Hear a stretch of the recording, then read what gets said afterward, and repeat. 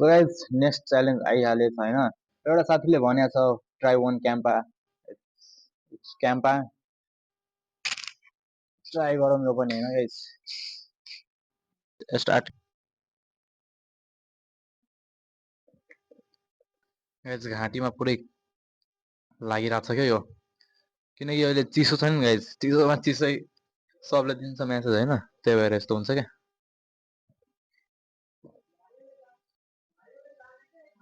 Guys.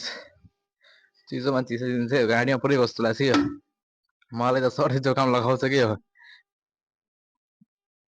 Guys. क्याम्पा finish guys.